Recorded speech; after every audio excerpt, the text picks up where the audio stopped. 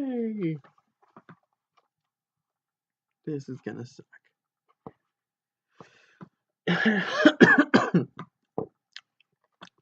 Just by the title of this chapter, it's gonna suck. Chapter 5. Shopping. Yeah, it's gonna be beautiful. It's gonna be really vapid and completely stereotypical girl stuff. 'Cause why not? I bet this probably had some shopping moments, but this is just parody for the sake of being terrible. Don't really like it. But I'm already starting on chapter 5, which is about halfway through. I mean, 50 pages, and I'm on page 50. Okay, about a third of the way through. But if I get to page 100, it's going to be about actually the end of chapter 7, and pretty much 2/3 of the way through. So I'm going to try to get through that, because this is going to be painful. Just from like the first 2 pages I accidentally read without actually turning on this. It's going to be fun. Okay. So what do you think of this dress, Belle? I was in a stiff wooden chair in a holding cell outside the mall's dressing rooms, trapped on all sides by stretched satin. I was surprised by how quickly the other girls had broken down, offering their bodies as hosts of the parasitic enemy, dress clothes. I still really realized that combat was inevitable. I would do what was necessary to protect my species. It's very flattering, Lucy, I said cautiously, not wanting to reveal how much I knew. What about this? Asked Angelica. It brings out the gray in your human brain, I said naturally, as I would if she had one. That's a burn.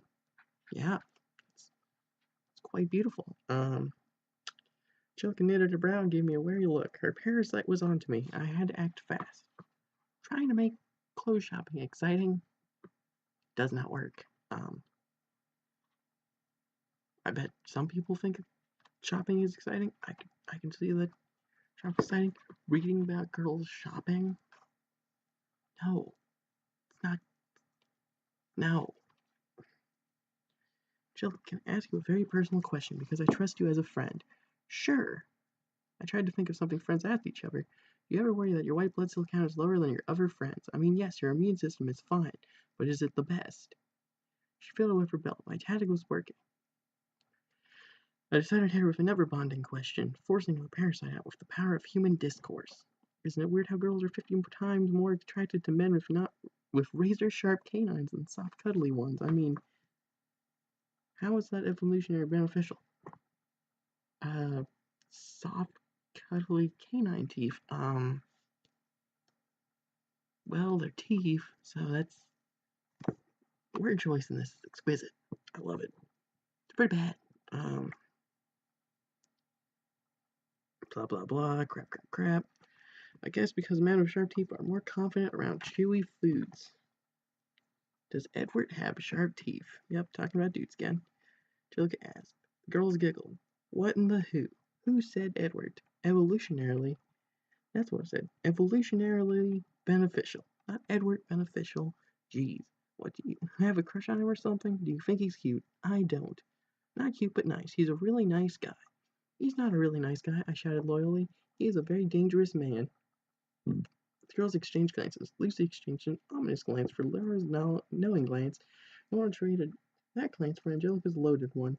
Lily is strangely quiet, admitted Laura, astutely seeing how peculiar it was for a non-vampire to be soft-spoken. It's strange when people don't shout out whatever words or half-formed ideas are incubating in their heads. It gives me the willies. Agree, said Lucy. Heard that at his old elementary school, the bigger guys used to gang up on Edward day after day. One day, Edward decided enough was enough, and bam. The bigger guys hit him even harder. So that Edward went through a biting phase for a while because, he can't exactly hit back. She squeezed her skinny bicep as she said this, implying that Edward couldn't hit back because a single blow from his would be fatal. I think in her mind, she's creating this idea of Edward, and it's not the reality. Because all the things of him being a really strong badass doesn't work when he actually talks. Don't know if this is actually what Edward sounds like in Twilight, but it's gonna be great. Oh, I love it. Blah, blah, blah. Of course, that story is probably just urban legend. Probably is urban legend.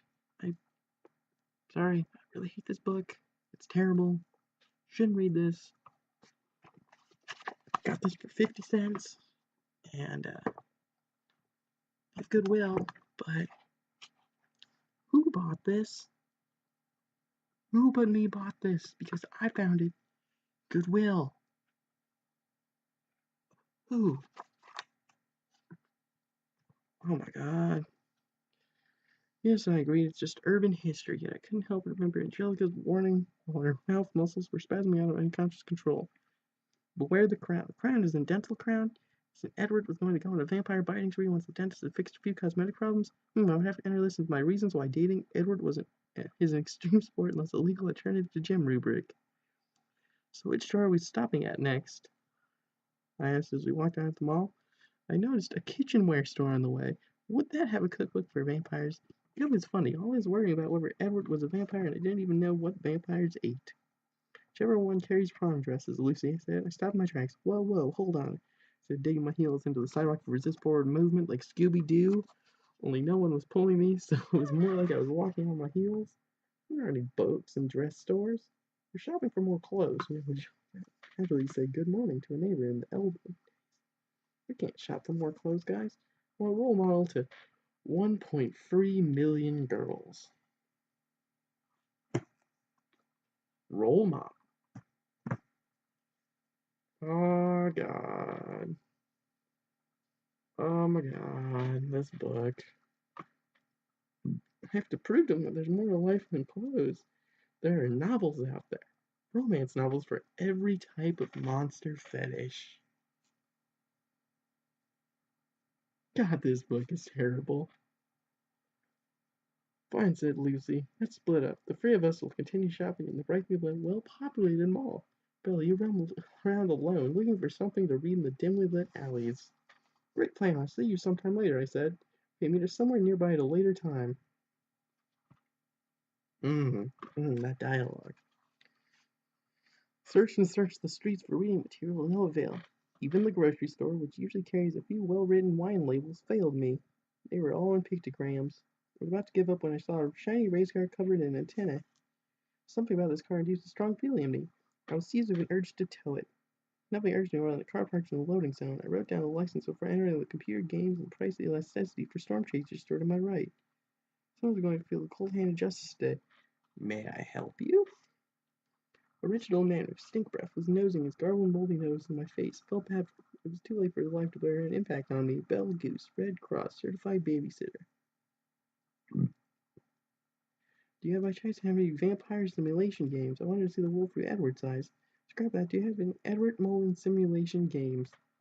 Well, I don't know about the latter, but we got plenty of the first. We got coffin sleeping vampire simulation, a crucifix fearing vampire simulation, your human blood drinking vampire simulation, above average looks but otherwise completely normal vampire simulation. Ooh, that one. That's the one. Okie dokie. Just have a seat in the booth and I'll help you out with the 3D goggles. I assume these goggles also prevent the vampire spirit from escaping once you switch out your human one, I said. Your hires on a trying website. These goggles make all the green things have red shadows.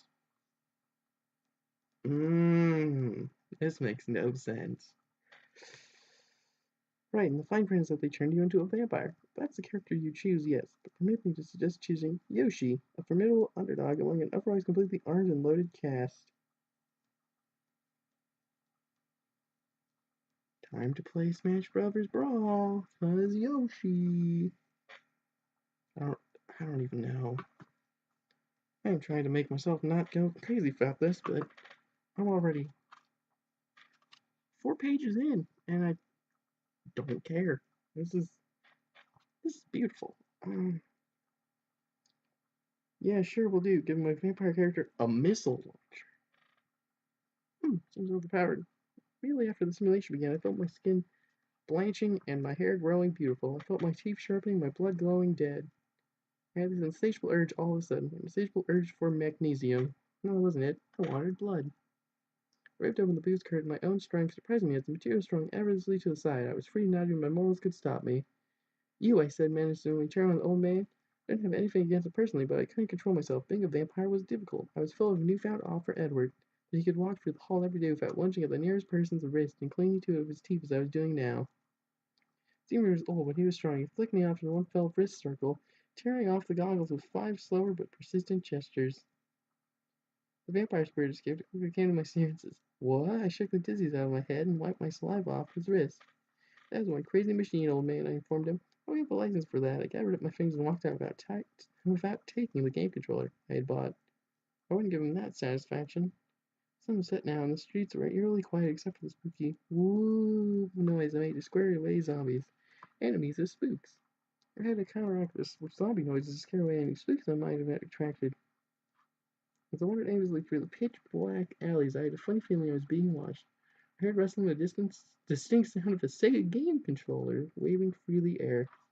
I turned around. It was an old man, senilely whirling his merchandise.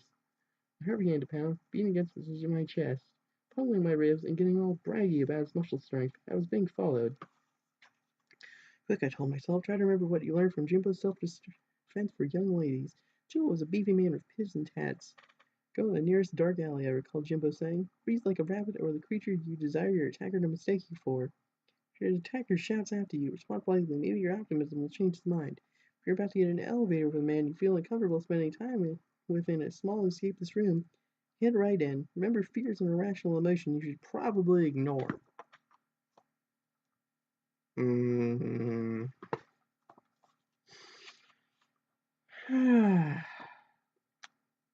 Yeah, ignore the fear response. Ignore it entirely. Lessons. Lesson 1 from Nightlight. Ignore your fear responses, guys. Just completely ignore them. Just throw them out the window and die. Hate this book still.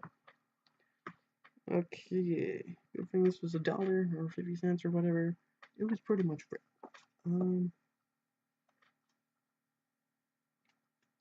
Marvelly tips, I hung right into the nearest dead end, curled into a ball, and started rolling. Where are you luring me? The old man taunted. Please stand up and take your game controller. I can't bend down that far. Just then I heard a familiar whirring. I looked up. Edward's body was plummeting from the roof of the nearest building. I would try and save him, but he definitely aimed his body at the man, bringing him to the ground. The old man moaned and then settled himself for a little nap on the ground, using the trunks of his arms as a pillow. Old people like being given an excuse to sleep.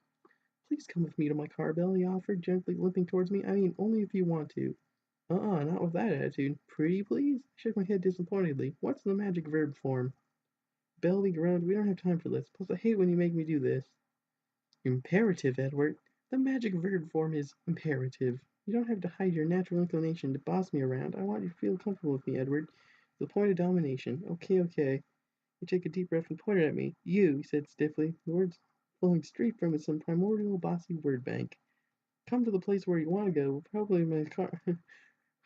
Come to the place where you want to go, which hopefully is my car, where I will be, God willing. All right. You relax. You're not angry at me for being domineering. That wasn't a trick. No, Edward, said heading his car. Get in. Where are we going to start the engine from? Give me softly. Murderously softly. Are you okay? I asked. Yeah, why wouldn't be okay? Are you serious, Belle? Were you not aware of what that sick old man was trying to do? He shook his head seemingly. You're lucky I was on that roof all day. That old man, he was trying to sell you a Sega product.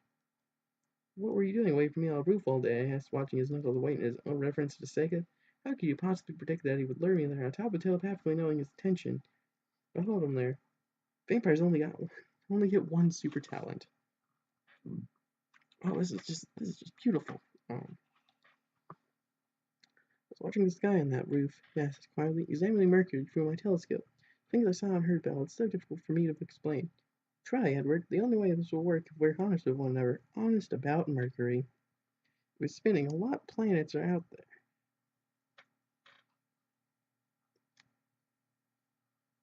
A lot planets are out there. They forgot a word.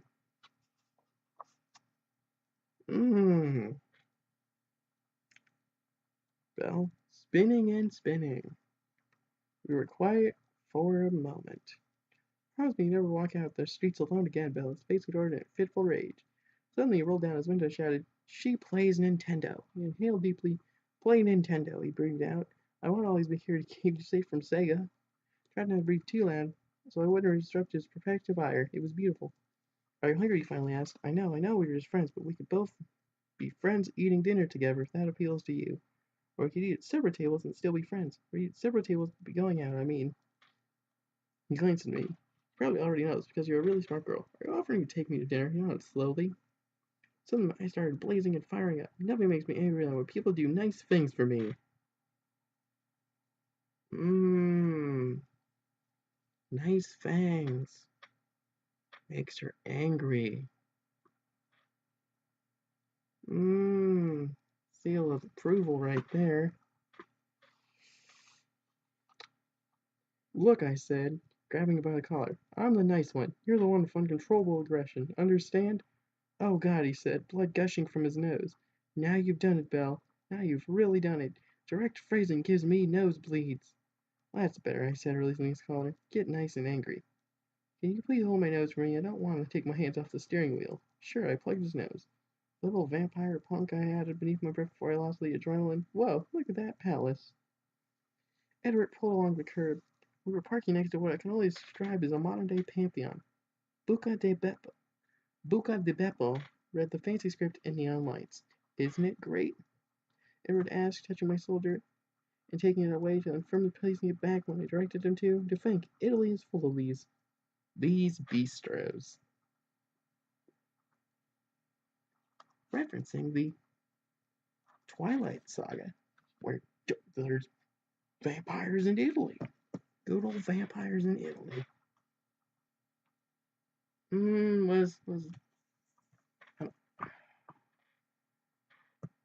think it's the second book. Yeah, that movie was terrible. Like the third one though. Did not like the second one. It's too boring. So yeah, that's gonna be fun. Boring. I was awestruck and flattered that Edward would want to introduce me to its cultured lifestyle, and yet a tiny part of my heart, maybe the pulmonary valve, sank. Were we really as good a match as I told myself repeatedly in the mirror? He was more worldly and more otherworldly than I. What world could I bring to our relationship? The underworld, I thought, resolutely ripping half my get into heaven free coupon. Looking back, I probably could have come up with a better world if I'd given it another moment of thought. SeaWorld comes to mind. Edward led me to a small intimate table by the bar television. Interestingly, the waitress was very equipped to interrupt a private tete-a-tete on whether the blue team was evil or good with her own irrelevant commentary on specials. Was it just me, or was her back completely turned to me as Edward spoke? Maybe I was being territorial, but it seemed to me that she was standing on the table for the express purpose of snubbing me and filling her entire purview with Edward. I'll have a lasagna buca small, I told her muscled calves. Make that a buca large, Edward said. Are you sure? Asked the waitress. A buca small feeds 7 to 9 people. We do things family style here. Screw sustainable population growth family style. That's probably the best joke in this book so far. Yeah, a joke about portion size and sustainable population growth. I'll have to do my golf clap to show how good it was. Go you book, go do something. Do something good. Finally, let's check. This is a long chapter. This is why I'm getting bored. So 20 pages almost. I'm sure, he said, smoothly winking at me through her legs. She crossed her legs. We couldn't really see each other after that. Once she left, Edward turned his dazzling disco ball eyes to me. Just looking at him transported me elsewhere to a rave with pulsing, multicolored, eye-shaped lights. I wouldn't normally order for you, he said, but with everything that's happened in the last hour or so, all confusing and fast-paced and condensed for comedic purposes, I'll bet you're pretty hungry. How could you tell? I thought you can read my expression. He ran and looked down at the tablecloth. Actually, you're the only person I can't read. I've always considered myself good at looking at people's expressions and making wild guesses as to how they feel, but you, I look at your face, I try to guess what you were thinking, and all I hear is beep. Just this giant beeping sound. The sound a medical monitor makes when you die and everything goes blank. Beep. Like that. Ah, the old beep. A sound I had grown accustomed to. Default sound, if you will, that my mind returns to whenever it has nothing more interesting to think about.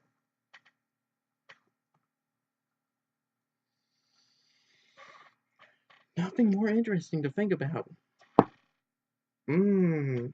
Belle, you are the pinnacle of character creation, and you're not a parody of even of a character that already has like no good qualities.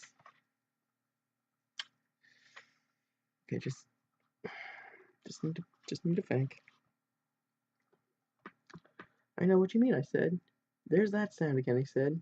What did you say? Because to me it just sounded like beep, beep, beep, beep.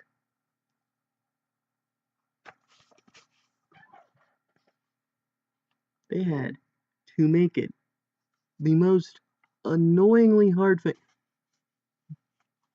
Beep, beep, beep, beep. Like half those.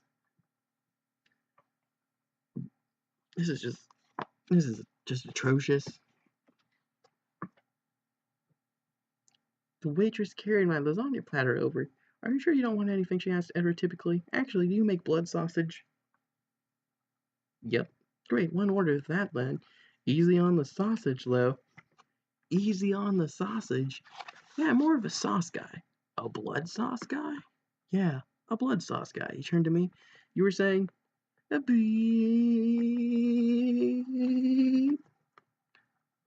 I'm trying to make myself not go. And it's so annoyingly written that my brain shuts down. And I fought his grass wildly for something else to say. Then I had another one of my wild research epiphanies. His constant use of Purell, his love of video games, his lack of friends, planet gazing, and flail run. You're a zombie, I gasped. No, I'm not, I said. I went back to the vampire theory. On the drive back home, he asked me if I had any other theories. A few, I said. You know, I said the universe is ever expanding. Well, I think outer space is a hoax, and NASA is a retirement home for CIA officers, I explained. The moon is real. I meant fears about me, said Edward. The way you look at me sometimes. Okay, the way you look at my teeth sometimes and comment how inhumanly pale or inhumanly cold I am. The way you were putting your ear to my chest right now. I mean, what is going on inside that head of yours? You have absolutely no heartbeat. That's what I'm saying. Why do you say things like that? What could you possibly think that I am? He glanced over at me nervously. You don't think I'm a robot like the others, do you? Please, Bill. I just couldn't take that. Why don't I do the asking and you do the answer when I ask? To be honest, the robot fairy was new to me. It would require further reflection. Alright, shoot. Is there a reason we shouldn't be together? Besides, I was afraid you would ask that. The truth is, I'm not good for you, Belle. I'm dangerous. He started driving in a zigzag way. Too dangerous. I don't want to hurt you. He ran through a red light. Kind of humorous. Because at least it's more humorous than Edward's talking, I guess. I mean, his movie portrayal was bad by what the script was given. Okay. I would never forgive myself if I put him to danger. He stopped at the yellow light, so he could turn left during the red. Why don't I drive next time? I asked. That would solve it, he chuckled. I never did get my license.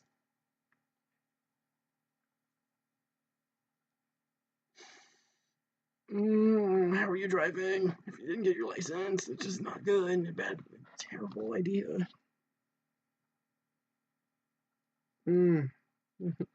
What's your favorite color? Blue. What's your favorite flower? Daisies. Well, I'm all out of questions for you. I think it's interesting that you have a favorite flower. That was my trick question.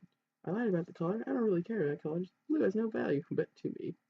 Took my hand off my steering wheel and tucked the hair behind my ear, fiber back behind my ear. I know this is a parody, but that was a bad sentence. Tuck the hair behind my ear, further back behind my ear. Okay. Sorry, this chapter is taking longer than I expected. Keep running into roadblocks called bad. Just plain bad. Oh my god. Almost close to the next chapter.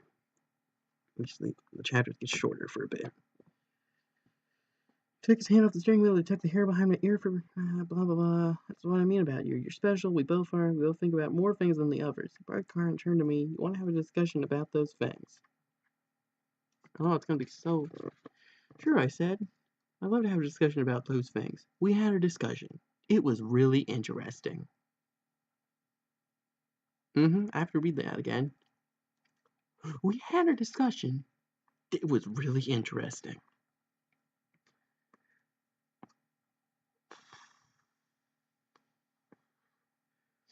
I should probably go inside, I said when it was over. It's 9 p.m. and I've got to start making breakfast for my dad. It's just one after another of terrible ideas for sentences. Good night, he said and squeezed my hand. I leaned over to kiss him goodnight on the cheek. Suddenly I was kissing thin air. He was gone. Don't ever try any funny business again. An angry voice rebuked floating up from below the driver's seat. I'm sorry, Edward. We're not even going steady yet, the voice said. I need time to get acclimated to being near you. Time to practice hand-holding for gosh sakes. His head popped up between the seat and the steering wheel. Bella, can we be totally honest with each other? Of course, Edward. We can't be in a relationship unless you're totally honest about the destruction you're capable of. Right? Well, what if I told you that I'm not capable of destruction? That I have to lift apple juice out of the fridge with no less than 2 hands, and that I would never be able to open a jar of anything for you? What if I told you that once there was a spider in my shower, and I threw cup after cup of water at it until I slowly drowned, and I lived with the subsequent guilt complex for years before I became vegetarian? That's everything Edward says is actually kind of good, but he doesn't speak much, so all it has to get buried under all of Bella's terribleness. That was actually a funny paragraph. That was kind of funny. That was a good job. Good job. Page 70, bottom of page. Good job. Vegetarian in vampire world means you drink every type of blood but human. No. In Twilight it means they're somehow... Wait. That's a stupid idea. Twilight, why did you have like vegetarian vampires? Or whatever the heck you were. I don't even know. That's a stupid idea.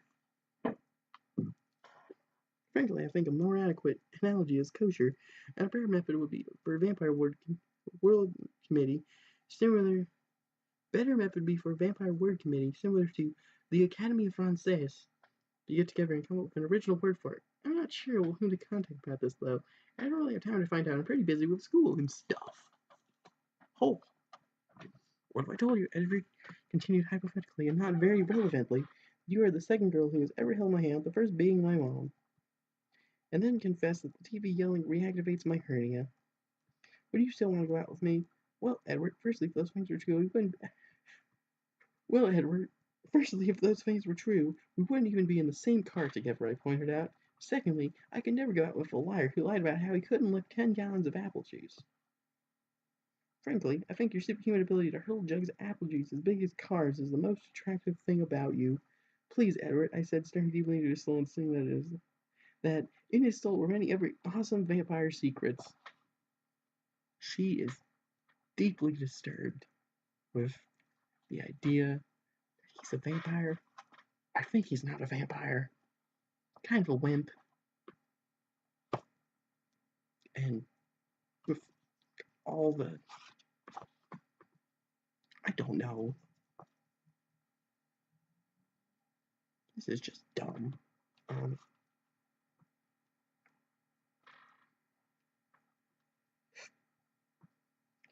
Please, Edward. Blah, blah, blah. Vampire secrets. I'm the one person you can trust forever. From here on out, let's be straight for one another. I'm just hating reading this book. I have this page and this page, and we're on chapter 6. It's taking me 30 minutes. Get through a chapter. I'm gonna get to chapter 7 if it kills me. Effective, you're about to cry, obviously, from the joy of casting off the terrible burden of his secrets. Okay, he finally said, you got me. I'm the biggest threat to your safety, and if you did, I can't promise that I would be able to stop myself from. He faltered, too ashamed to stop. After all the terrible things he was capable of. Return me a deflated sack of skin, I whispered. You are strange, Belle, he said. Comfort as someone who knows you so well, he can teach you from time to time about your flaws, which, though inexcusable, are none less adorable. You're beautiful, but strikingly and conceivably strange. I knew it. I threw my arms around the air around him as though he could acclimate himself to my delicious blood scent. It was grapefruit flavored. Come by, I'd pick you up at 7 tomorrow morning for our first price elasticity meeting. What dangerous activity is that a cover for? I asked as I got out. He stroked his hairless chin in silent contemplation. You'll see, he finally said. Scampered into the house, confused but excited. Did vampires have their own special way of conjuring dollar bills? Wouldn't that severely inflect inflation? One price change of zero effect on Edward since he had been saving money over hundreds of years. Then again, the economy these days. Because it was written in 2009. The economy. Okay, last glorious paragraph or so. Hey, Bill, called my dad. When he heard me come in, how was your night? I didn't answer. It would take too much explaining. He had no idea there were real vampires out there, and his concern for me was nothing more than the chemical reaction in his brain to ensure gene preservation, a similar reaction to the one that caused me to find vampires so darn cute. It took me almost 32 minutes to read one chapter.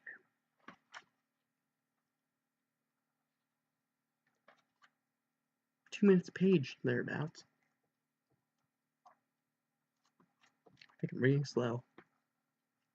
Whatevs. 6. Woods. I couldn't sleep that night. I kept worrying there was a leech outside my window. I kept worrying it was going to jump from the tree onto my window screen and then worm its way in using its hemoglobin sensors to find where all my blood was. The problem was with having great smelling blood is that everyone is going to want some. I got up and closed the window, but that only caused a whole new slew of fear because part of the leech were already in my room. What if he and Edward were in cahoots and the leech was merely second banana to him, hiding under my bed until I fell asleep? One thing was for sure, I wasn't going to stop that leech from doing its job. That's no way to do my part for the economy. I opened my window wide and went back to bed. I tossed and turned for minutes. Luckily, an absent-minded mother had packed the tranquilizer gun I used to use on her when she get in one of her moods, so I shot myself with it and slept soundly. Just gonna sit here and think about a tranquilizer gun. Yeah. That doesn't. No. She also packed her VCR and her diamond ring. Despite the tranquilizer, I was still nervous the next morning. What was Edward going to do to me? Was I putting myself in grave danger? Why did a leech suck in my blood disgust me, but not a vampire? Most importantly, how was I going to balance wearing a ball gown without looking like I would care too much about my appearance? I ended up scratching the ball gown and going with a button-down shirt, but a girl's button-down shirt, you can tell by the pockets. I heard a knock on the door and breathed in sharply. How thoughtful of Edward to knock when he could just easily break down the door. I opened it expectantly. It was the mailman, grinning at me with a typical switchblade smile. Hi, he said. Nice weather. I shifted awkwardly. I felt comfortable talking about a lot of things, but not the weather. I didn't quite have the terminology down, having skipped the grade in which you learn about various atmospheric conditions. Yeah, the sun's on today, I guessed tentatively. Will you tell your dad I said hello? Then I finally understood. He was in love with me. It was all there. The doorbell ringing, the door standing, the showing off of his weather knowledge. There are no other girls in this town so to diffuse the responsibility of being loved. Yep, she is completely insane. Just completely insane. I took the one letter he had for us. It's from the Switchblade Gas and Electric Company. I didn't know I had admirers there too, but I wasn't that surprised. Threw it in the trash with the IRS's love letters and closed the door without reply. The gas company and the IRS love letters? Girl, you are about to become homeless because you are completely useless in society. Completely useless in freaking society.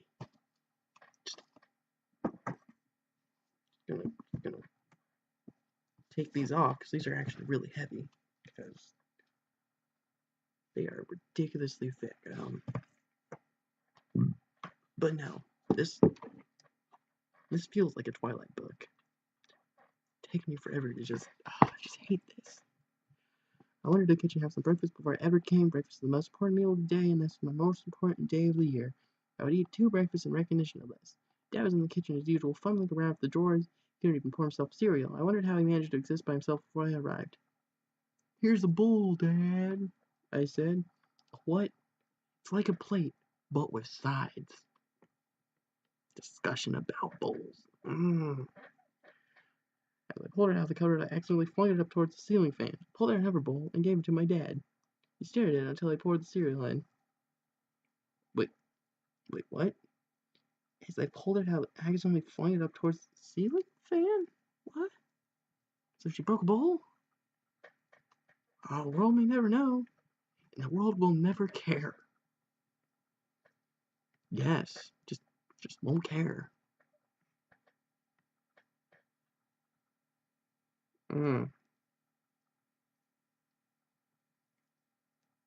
Pulled out another bowl and gave it to my dad. He stared at it till I poured the cereal in. Here, Dad, here's the spoon. Eat your cereal with the spoon. Thanks, Bill, he said appreciatively. He's pretty clueless, but at least he could feed himself, which is not true of my mother. I used to do the airplane thing to feed her, but then a plane crashed near our house, so the sound scared her. After that, I would imitate flying cars, which is roughly the same sound, but on a lower register. Wow, the joke was that plane crashed near their house. People died, and now she's scared, and Mom's scared of the sound now. Oh, that's comedy. That is pure comedy. That is like the greatest comedy right there. I just love it. I could probably write a better parody novel in my sleep. Wouldn't get published, but you know, at least I would try on dialogue. I'm just hating reading this because mainly the dialogue is terrible. So, Bill, what's new today? Dad, I said, grasping his hands and looking directly into his eyes. I'm the deepest love that has ever occurred in the history of the world.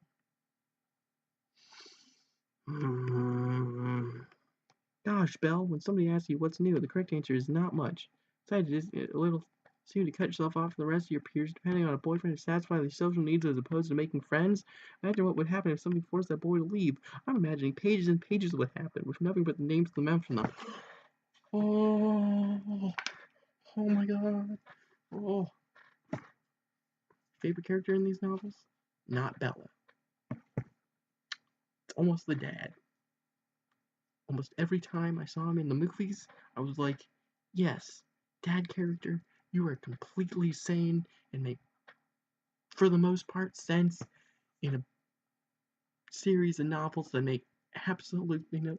I'm sorry for holding Breaking Dawn up so much. It's just on top of my other ones.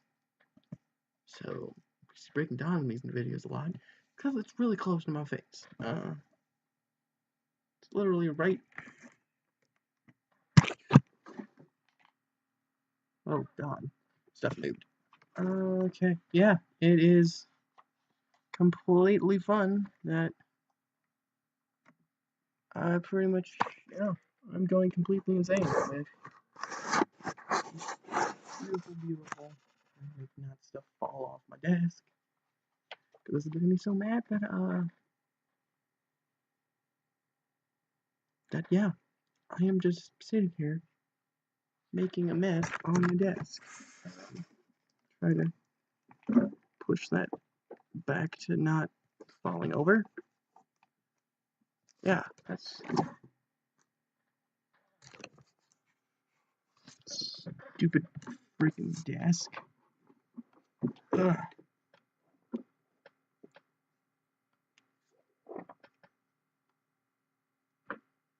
You falling? You falling? You are not falling on my watch. Okay. See? That was more exciting to me than this entire book. This book is terrible.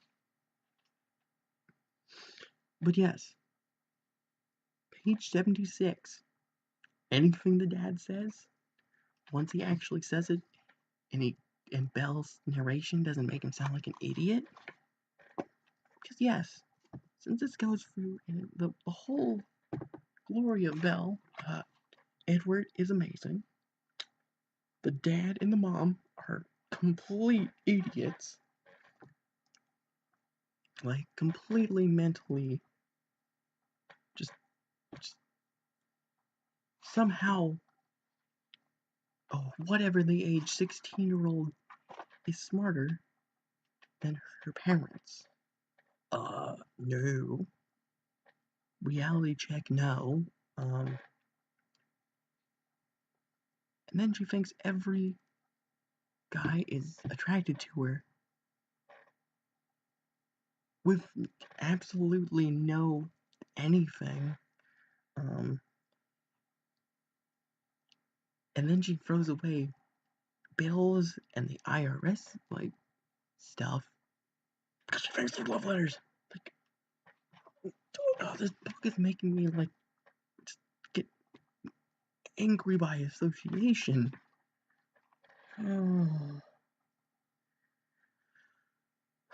Well, if Edward ever left, I'd find some other monster to hang out with. You know I don't like real people. I have no social skills. That's pretty true, I said. I guess I'm kind of like my dad in that way. I smiled generously. I wasn't usually this emotional with him, and it felt good. There was no emotion in that. There was just just nothing. There's not even an up and a down. It's just I don't know. Whatever straightness is. Yes, just straight no emotion. Probably even like that kind of emotion. Just like, yes, we're just gonna push all our emotions this way. Just nope, none. Totally none. My mind shifted to my main concern. I needed him out of the house. Parents were so lame when boyfriends came over. I had lots of experience of this back in Phoenix, where my mom would leave the house whenever a boy came over, forcing me to find some way to entertain him when she was the one that had invited him in the first place. This is... Hey, Dad, I said. Why don't you go fishing? Yeah, I think I'm supposed to go fishing today. Wasn't that today? I thought that was today. I forgot. It was today, I said. Military strategically. I don't think that's a word. Why don't you try the Farver fishing place? That way you would get home later. That sounds like a pretty good idea to me, he said. Maybe I'll take that wheelchair friend along with me. I like going fishing all day when you're home, he said as he walked out. I'm not used to sharing a house with another person. It's exhausting. So that was that. Jim was out of the house, and he didn't mind that I was planning to see Edward. No one could know we were going on a date, though. I needed to protect Edward in case anything happened. Still, he'd never gone out with such a hot guy before, so I sent a big email to the whole grade saying, Edward Mold and Belle Goose are totally together. All of a sudden, I heard a knock on the door. I peeped through the peephole, which is what my mom and I call a peephole, because the word peep gives her the giggle fits. It's not even spelled like peak. It's P-E-A-K. Not even P-E-E-K. Just mountain peak, not peak. I've seen a lot of homonym using in this book. At least this and another. I probably missed some. They love their homonyms. Oh, it was Edward. This is great. Just a sec, I called, grabbing a few magazines and heading towards the bathroom. I have to do some human things. The bathroom is where I keep the juicer. I juice some grapefruit onto my veins to give my characteristic extra yummy blood scent. Oh. Oh, okay. Belle, he said when I finally opened the front door. Edward, I replied, demonstrating that I too had spent an hour in my room, memorizing his name. All of a sudden, he began to laugh. Had I said something funny? Had he? How long I had been spacing out for, slowly growing conscious that my fate was in the hands of a group of college kids who'd kill me off just for a laugh. Little did they realize I was organizing a revolt. Is that a reference to something odd? don't even know. We're wearing the same clothes, he said, and it was true. He was also wearing a white button-down shirt. In fact, a woman's button-down shirt. He too was wearing a helen clip that looked kinda girly. I laughed at him and stopped when he said he looked better than me, and laughed once more because all I wanted was for him to be happy. Let's go, Belle. There's something I want to show you. Where are we going? Someplace risky. Italy? I asked knowledgeably. Despite the fact that Italians are known for their tan skin and garlic-laden cuisine, I knew from my research that the most powerful vampire family had decided to live there forever. A reference to book 2. Wow. Whoa. Whoa, so good. Just, oh, the more you know. I'm just hating this entire book. Hating this entire book.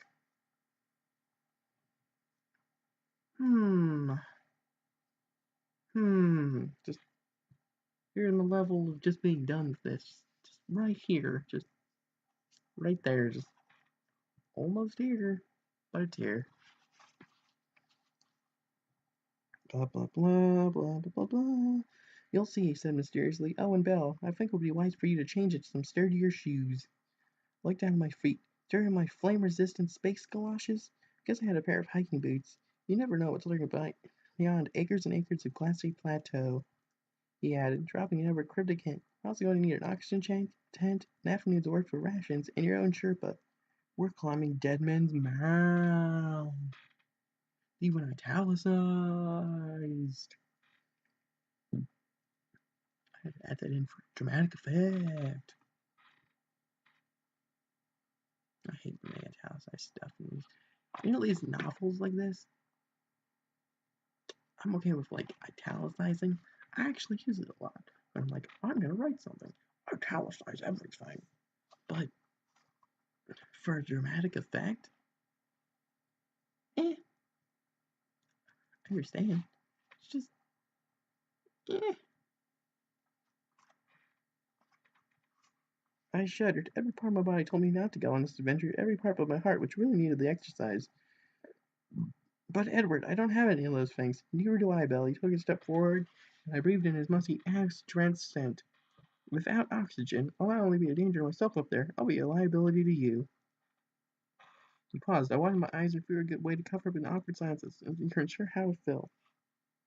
Do you see how risky this is? He continued. Me bringing you up there without taking any safety precautions, such as my anxiety medication. Oh my god, almost an hour through.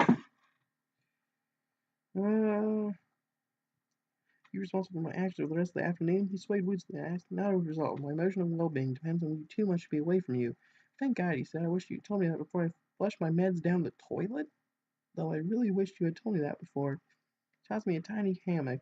At any point where we're hiking, I crawl into the vegetation over nookish space, just sling this around your shoulder and cradle me for a while. I put it in my purse and a hammock in her purse. What'd you have, like a hammer space thing? I was like, here, I'll just put this giant thing in my little tiny, tiny bag.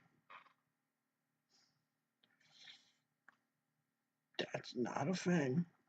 In reality, that is just no.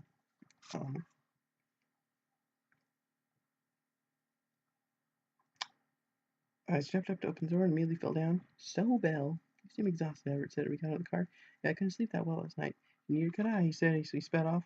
Yeah, those night leeches are becoming a major concern, aren't they? Oh, Belle, I laughed. He laughed softly. When you talk like that, I become afraid, and if you continue to do so, I will feel compelled to tell the authorities. Except for the local jingle of 1,000 manly sirens. This book. Pulled into the parking lot at the end of her block. Here we are, I announced. The Dread Man Trailhead. End of the block? What?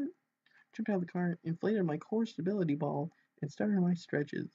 Will your dad be okay if we hike off the trail? Edward asked. On this road? What Jim doesn't know can't hurt him. I flopped my stomach onto the ball and did the stretch when you let it go wherever it wants.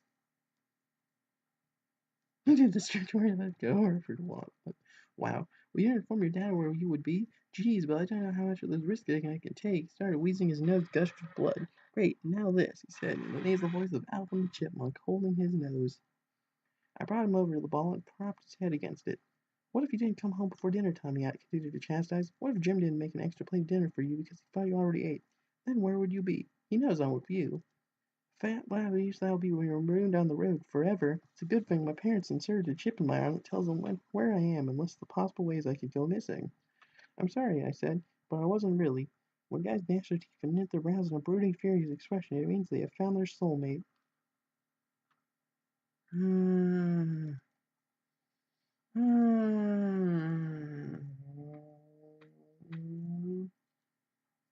Hmm. Just, okay.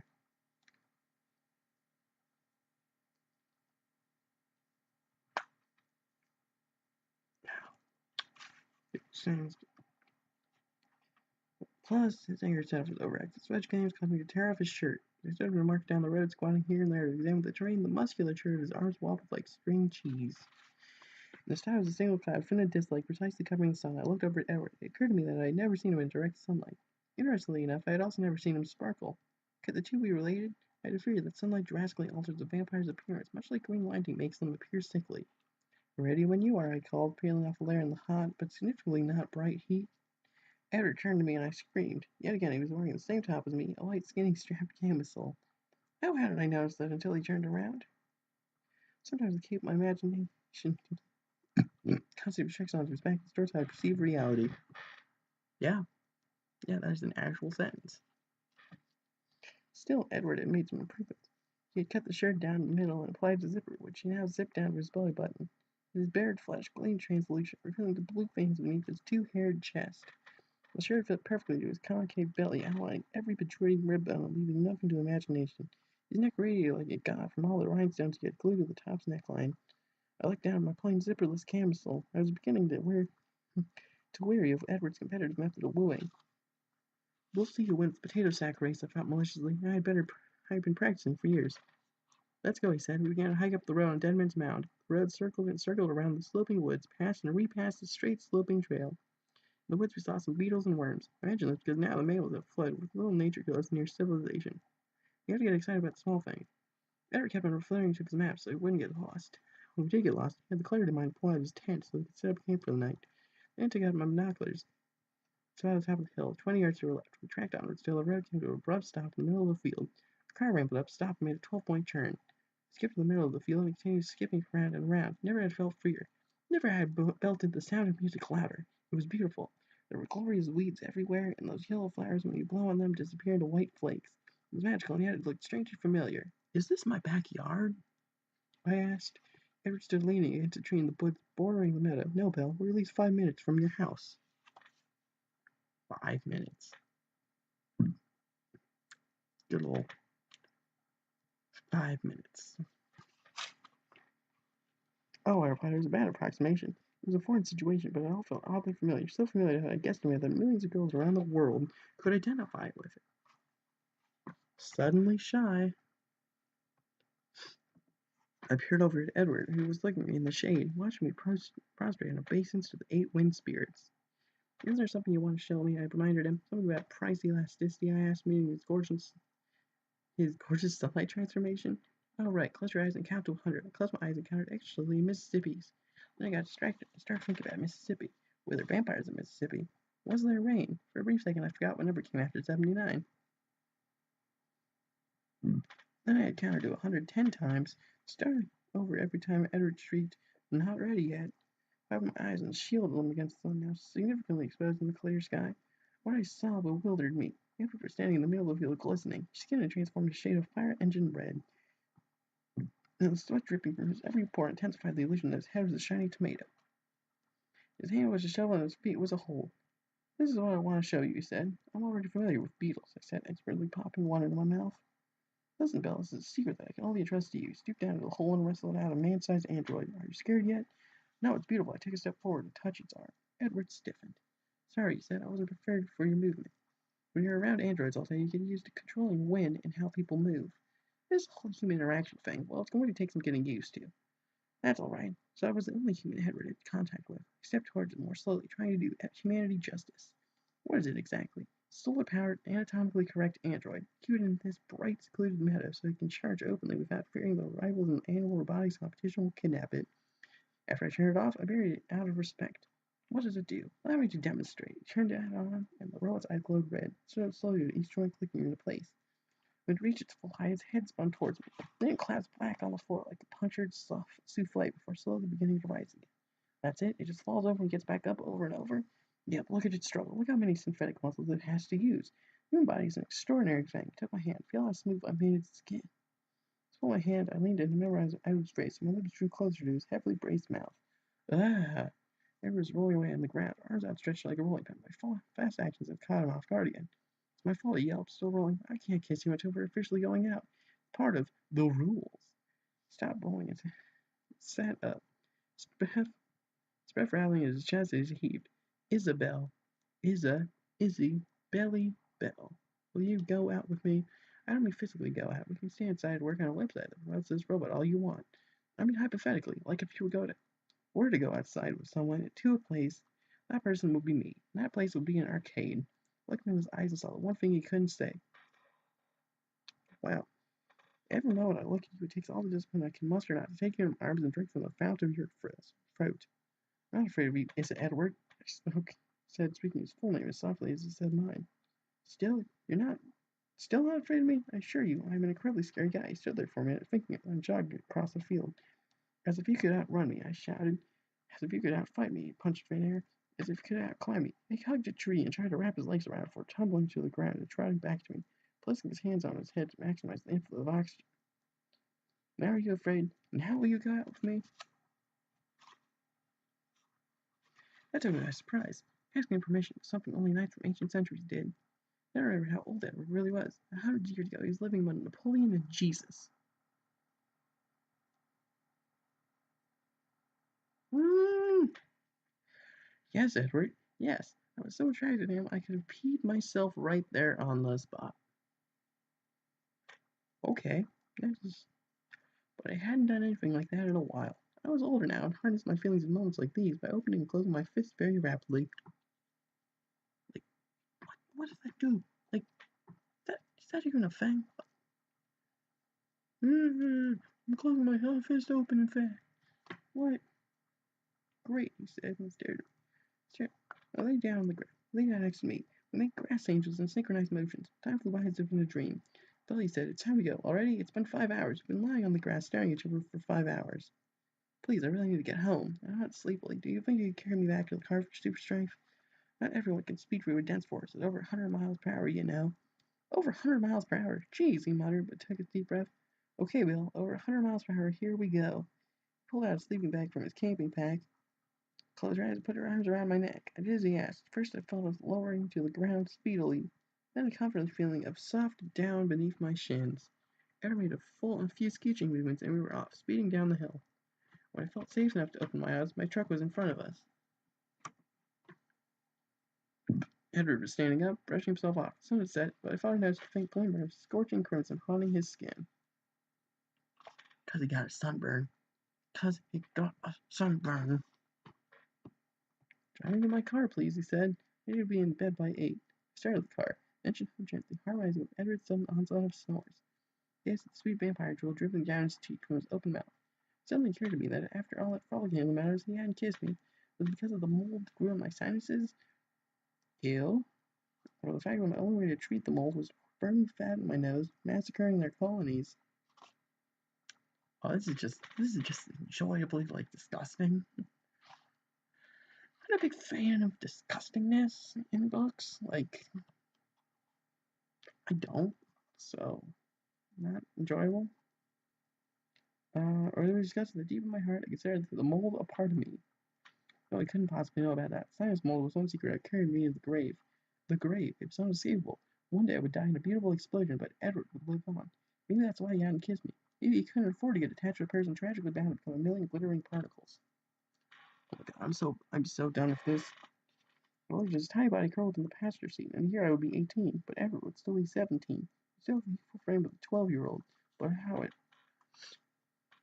I would have saggy postpartum flesh and rheumatism. At 18. Yep. Couldn't blame her for not wanting to kiss me. We would want to kiss a pair of lips that in any moment could turn into a wrinkled little pile of dust. As I too became a vampire. Nothing would keep Edward's lips from mine. We were both immortal. All Edward had to do was bite. And we never had where to begin the beautiful memories I would lose to Alzheimer's in college. That kind of hurts. Being in college and not remembering anything. Yeah. Alzheimer's in college. They don't fit. Okay. Last paragraph of this chapter. About 3 things I was absolutely certain. First, Edward was most likely my soulmate. Maybe. Second, there was a vampire part of him, which I assume is wildly out of his control, that wanted me dead. And third, I unconditionally, irrevocably, impenetrably, heterogeneously, gynecologically wish that he had kissed me.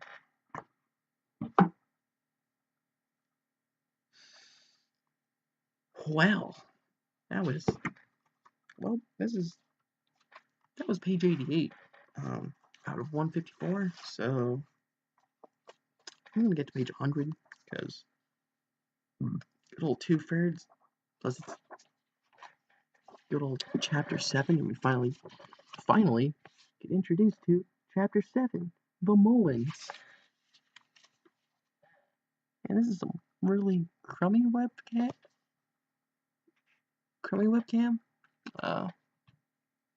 Sorry, my webcam's kind of crummy. Just kind of noticed that when I tried to pull things up, and it's like, nope.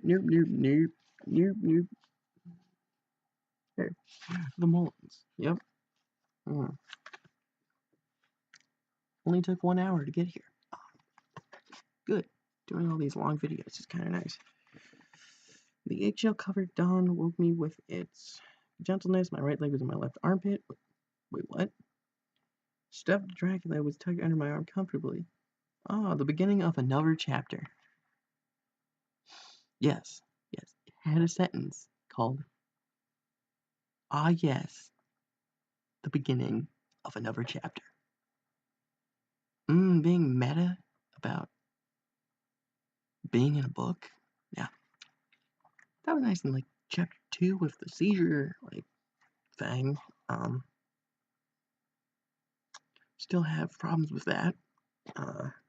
Just I don't know, just don't feel comfortable with things like, oh, it was actually a seizure. What? No, I'm just not. This book is just full of things I don't like once I reread it. Because I've already read it. It's just, I thought I read it all, and I guess I skimmed over like half of it.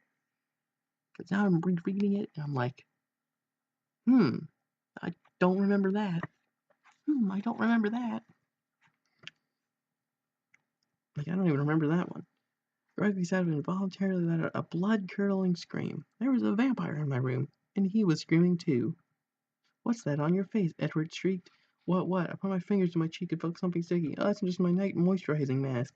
The mask made me look like a warrior, bravely fighting facial dryness. See from Edward's expression that he was trying to understand. So he wouldn't be embarrassed, he bent down and took some mud from the bottom of his sneaker and smeared it on his face. He smiled at me. So sweet, I thought. He howled furiously, gnashing his teeth in anger as he wiped the mud out of his eyes. So romantic, I thought. How did he get in here? I asked when I was done. Flailing. Clearly we had to work in a science project, he said. Now, in the morning, it's 1 p.m., Belle. Remember last night I slept with my head on the floor and my legs out on the bed to prepare for my inevitable life as a bat. But at 5 a.m., I gave up and stepped in a position more fitting my second career option, vampire yoga instructor. Okay. I looked at him suspiciously, freeing my magnifying glass. Have you been coming here in secret night after night to watch me sleep?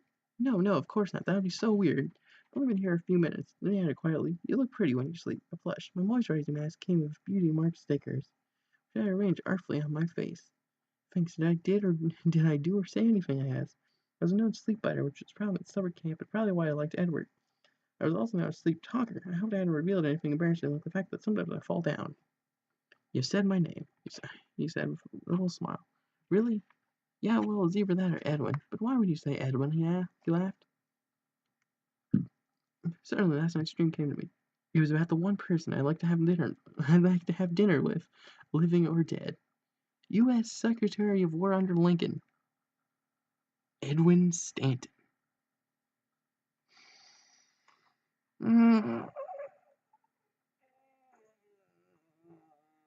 No. Just no. Yeah, weird, I said guiltily as the guy I better went into the mirror of my desk. My hair looked like a tangled, puffy mess. So I believe you did. Very retro 80s cheek. So what are we going to do today, Edward? After the science project you made, but I finally made that up so you could bypass my dad's background check into whoever you are good enough to date me. Oh, he still checked me. Edward said with a shiver. First he watched me vertically with one side of his wiper. Then he dragged me horizontally with the other side of his wiper. He shrugged. I did the same for my daughter. Anyway, you're right, there's no science project, he continued. But if you ever made your own volcano, you put a mound of dirt with a hole in it, and then you mix red food coloring, vinegar, and baking soda and pour it into the hole, and it actually explodes. It's so awesome. It is. Oh. We made 2 volcanoes so they could race each other. Edward kept screaming, "Oh my god, so cool, so cool," as we were gathering dirt. After we were finished cleaning up the kitchen, Edward sat in Jim's chair. It's weird to see him sitting where Jim had been sitting just a few hours earlier, where centuries earlier, Native Americans and werewolves would have lived.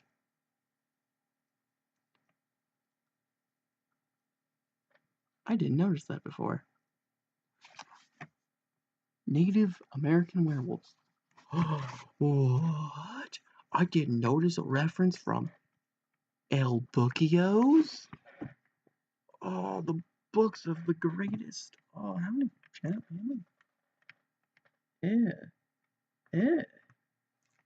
Eh. I like this.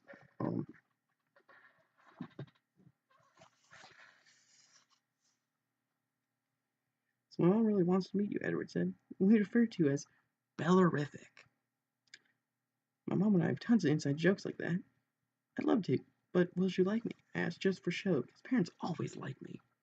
Of course, he said. She just wants me to be happy. She wouldn't care if you were in a coma or even severely deformed. Part of my tendency to leave out my right leg, which is like the leg from my left, so Edward had noticed my inadequacies. Yes, we'll take my right leg or leave it, I said peevishly. Many boys at school will like me. I looked down on the ground, down towards my freak leg. I could tell by the way he silent and rubbed his head that he separated my leg just the way it was. You want to go over now? He asked after a few minutes of contemplation, probably how lucky he was to be dating a normal human. I feel that if Edward said about his parents the truth, they wouldn't care if I still wear my onesie pajamas. Oh, thank God, they finally get to the Mullins. I actually like the Mullins in this. They're probably terrible in the books. They just had some kind of thing about them in the movies. I kind of liked. I mean, they had some form of character in the character. They cared occurs. I mean, that's not even really a pun, but that's at least trying harder than this. I don't even care. Holy crap, it's 1:30. Dang. Well. Blah, blah, blah. I really like to drive my wheel haul. I think it was because there was plenty of room for the large rolling backpack carried along from everywhere. Drove down to the end of my street, plus last chance batteries, past no return videos, and past this is absolutely the end books. Absolutely the end books. Look at this. Oh, look at that. There's all this book. There's all this little book.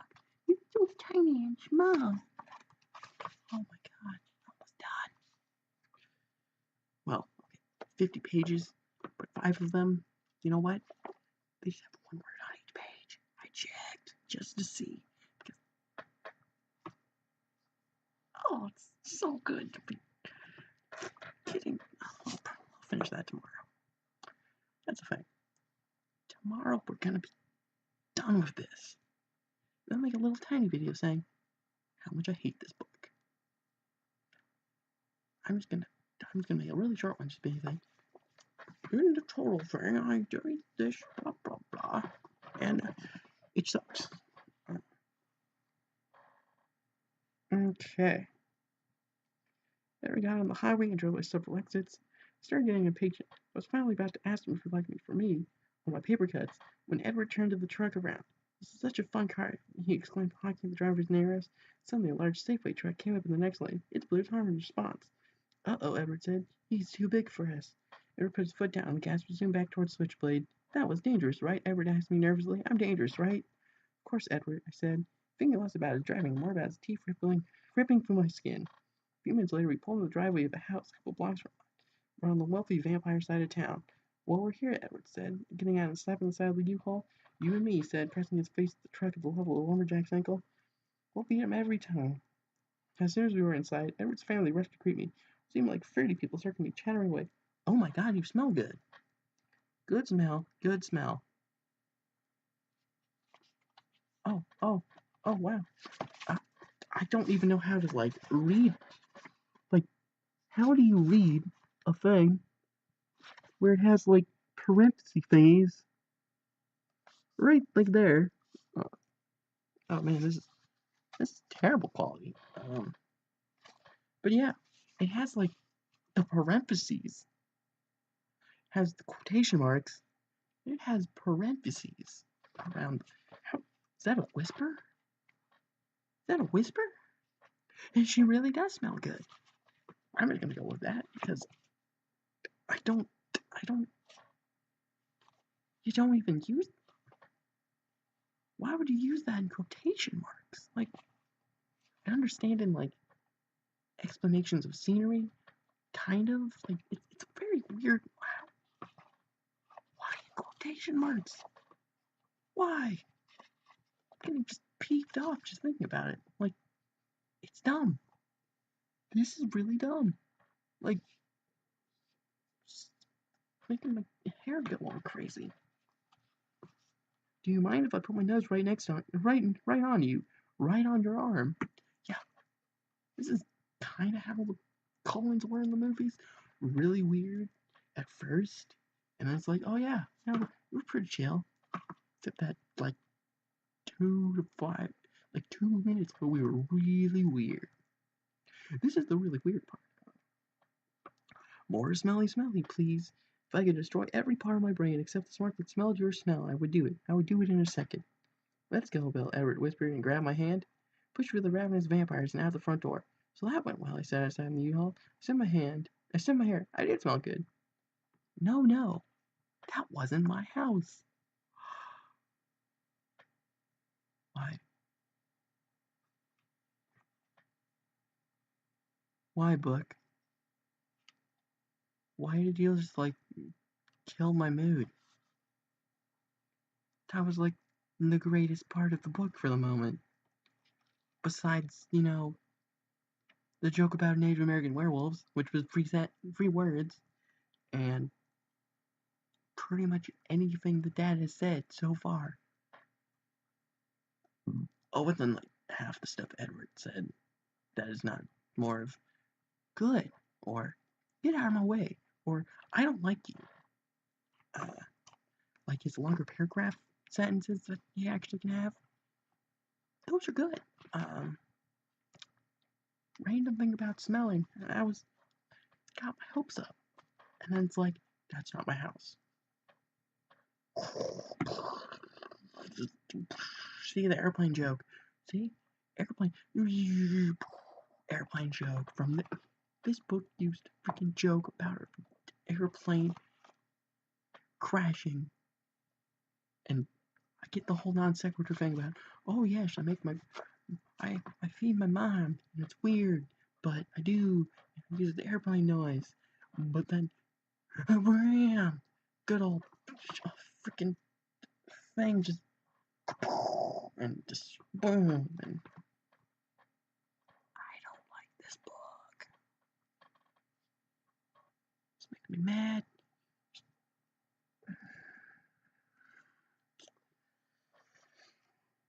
Well, once I get to page 100 in 6 pages, we'll be 2/3 of this through this monstrosity. What have I gotten myself into? What? I thought I was going to read these for fun. And,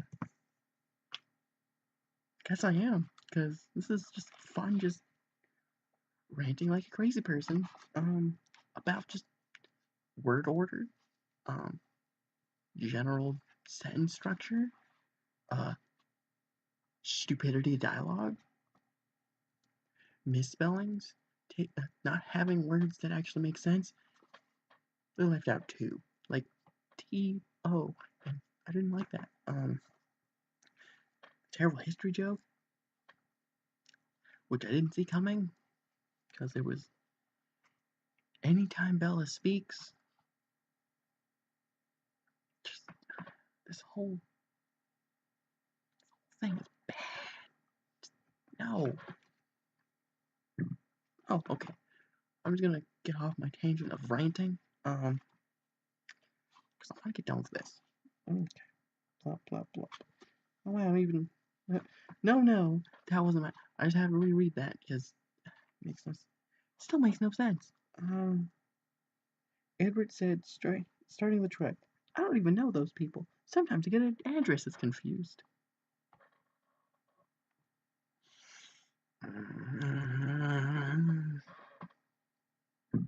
We drove to a bigger mansion.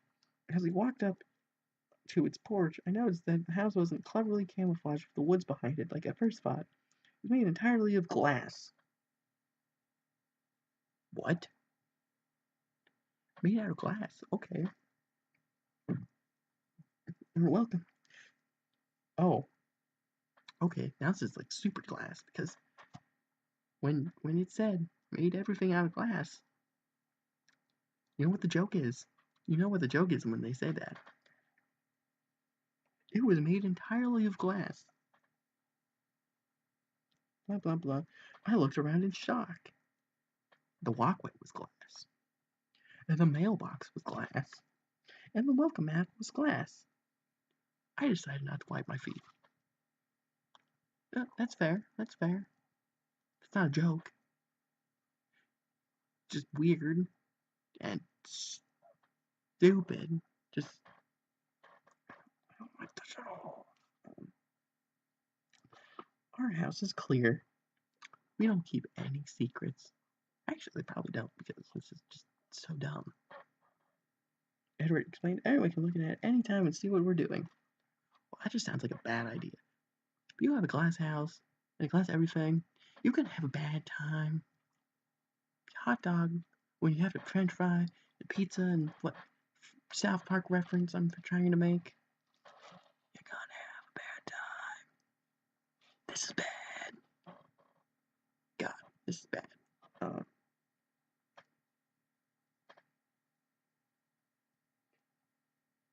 I imagine Edward's family sitting in the living room, drinking blood cocktails. He just said they had no secrets, so... No, you shut up, Belle. You shut up. This is a stupid book. You were a stupid character. Based on a stupid character. Of at least average movies. That started the whole cause of Part 1 and Part 2 end movies. It's like, oh yeah, we can have twice the amount of movie. Twice the amount of length. People are still gonna come. Because you tell half a story. You know what people want to do? I'll tell you a secret. I'll tell you a complete secret about people when you make half a story. They want to complete that story, or else it will nag them to death. So, it'll be continued in the next series.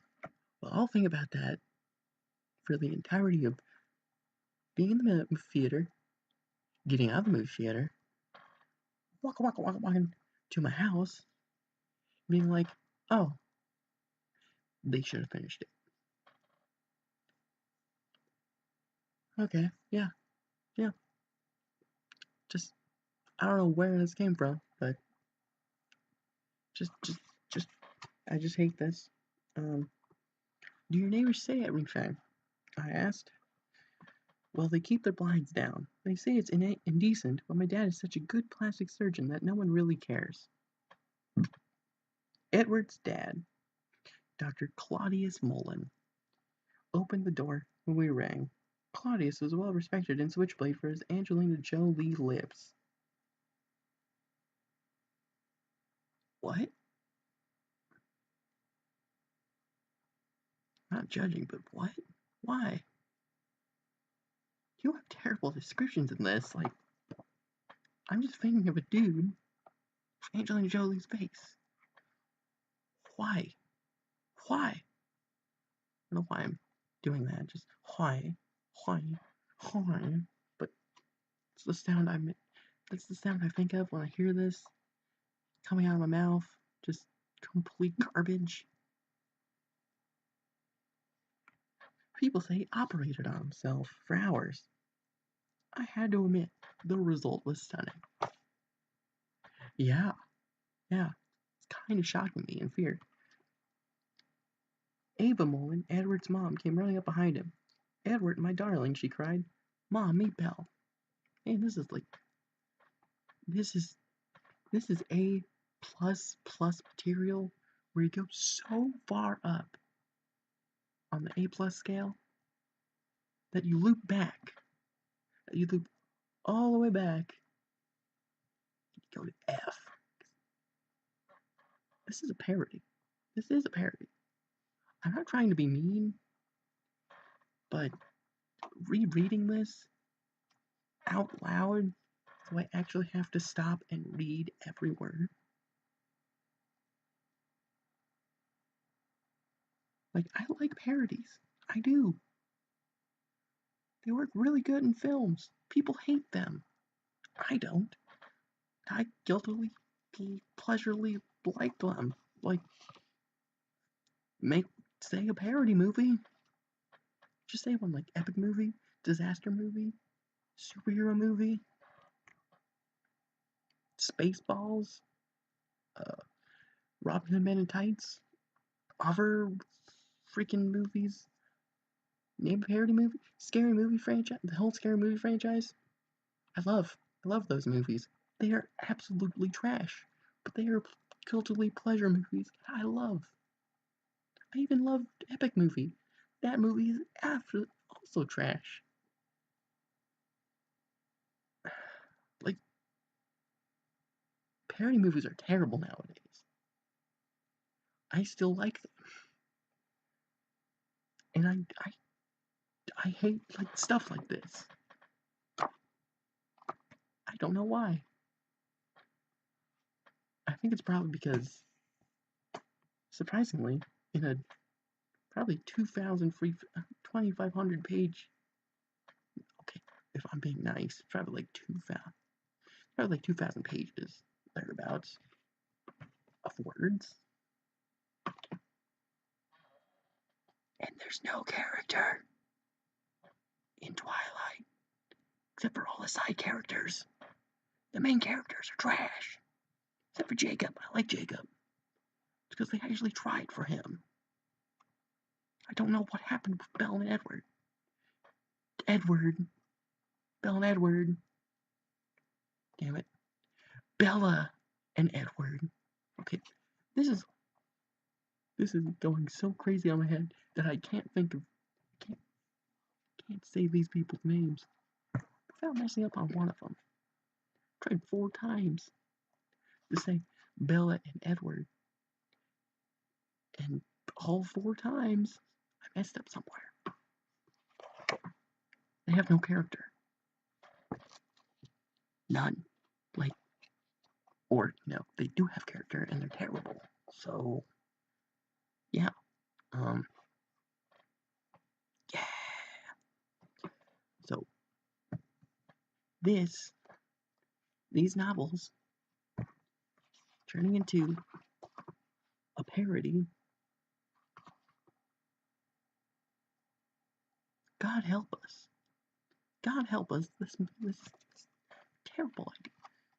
Oh, thank God. I am about 5 pages from the end of this chapter. This is a 12-page chapter. I've spent 24 minutes just on this chapter, mostly ranting about stuff. Okay, I'm just gonna keep going. "Oh, you're lovely, much lovelier than I thought. Edward's so weird, you know." So nonchalantly said. Of there being no substance in this dialogue. "Trust me," I thought. "I know." "You look like a 1920s movie star," I blurted. "Early horror films were my favorite." "Yes, White Zombie, Nosferatu, Lon Chaney's films, Plane 9 from Outer Space, Santa Claus Conquers the Martians. Great Christmas movie. I got it for this Christmas. It's good. I like it. Probably ironically like it. It's a bad movie, but it has enough charm that you're like, I can't completely hate it. What else? Pretty much anything that's really old and really crummy. And trying to be horror. Manos in the Hands of Fate, or in English, Hands in the Hands of Fate. Yeah.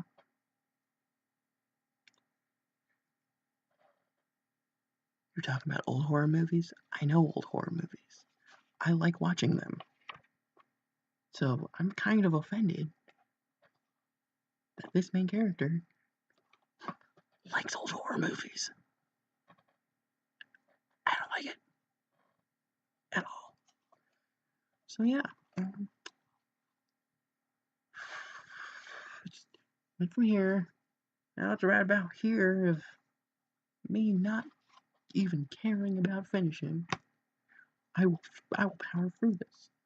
I had to stop like 4 times in like 4 sentences.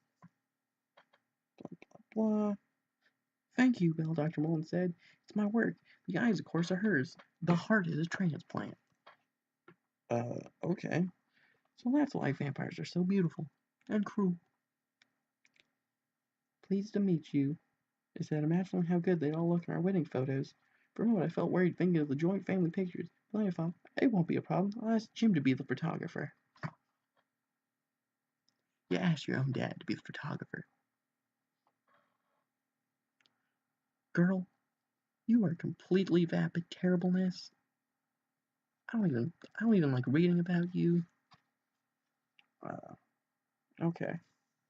That's not all the work I've done in this family, Dr. Mullen continued. You see Edward's handsome forehead? Yeah, Edward whined. The Mullens were silent. Suddenly felt awkward. They didn't know what to do with my thumbs, so I took out my phone and texted, "Sup," to Lucy. I wondered if she had my number, if the random set of digits I guessed were her number. Yeah. Attempted sort of a joke. No, I don't know. I hope it gets better. This is really boring, and I think I've kind of glanced ahead and it gets weirder. Thankfully, because this is so boring. When I looked up, Ava and Claudius were also texting. I glanced around the room for something to compliment when it came time to communicate by speaking again. I was just about to remark an exquisite electrical outlet in the corner when I noticed the grand piano. Nice piano, I said, imagining how good it would look in wedding photos, provided that Jim wasn't lurking in the background. Do you play? Oh no, Evan Mullen said, but Edward does. Oh god. Now I'm just thinking of the piano scene in 50 Shades of Grey. Because that's related to Twilight. This is related to Twilight. Vampires Suck is related to Twilight. Oh. Now I'm just thinking of 50 Shades of Grey parody. How terrible that would be. Because it would be a parody of a fanfic of Twilight.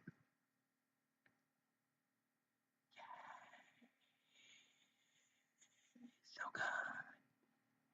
So good in my head. So. No, I am just going up to here, my hairline. Just even fixing my hair. I'm not even fixing my hair. I don't even care. I don't even care by this point. This is terrible. Go ahead, play. Ava said she picked up the triangle that was lying in.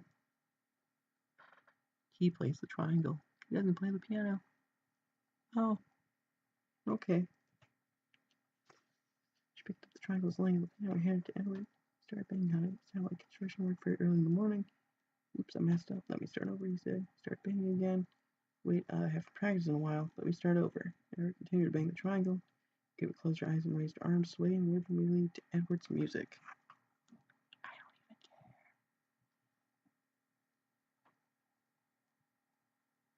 held the triangle up high, what appeared to be quite a finish, but then he brought it down hard, hitting the top of the piano. He continued to bang the piano, putting the entire force of the slim body into each smash. The piano shook, the room vibrated. When he was finished, I simply removed my hands from my ears. I wrote that for you, Edward murmured, drawing me close. It's called Belle's Lullaby.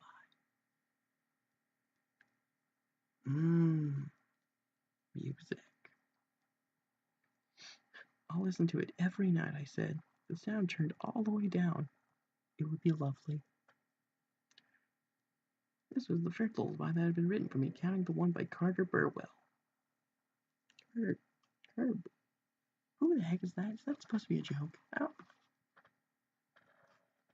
don't get that joke. I read her before. I read this book before for fun. I still don't get the joke. I didn't even look it up because I don't care. After dinner, Edward took me upstairs to see his room. Top of the stairs was a giant wooden cross. Ironic, huh? Edward said. Why? I asked with trepidation, imagining that at any second Edward would turn to dust, which I would then sweep up and disperse over my furniture so he would always be with. Yeah, this is like the 10th time Belle has said something creepy or completely insane. I don't even care anymore because it's part of a character to be completely insane and creepy. I don't even care. Like, this doesn't make sense at all. Like, I guess it's a parody. And that Bella on her good days made no sense. And being played by Kristen Stewart, who actually could have some good roles, but after Twilight pretty much hurt her career by having this emotion that's just like this.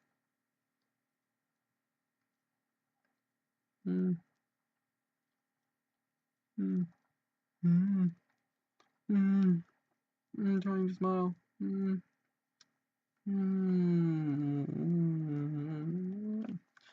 don't know. I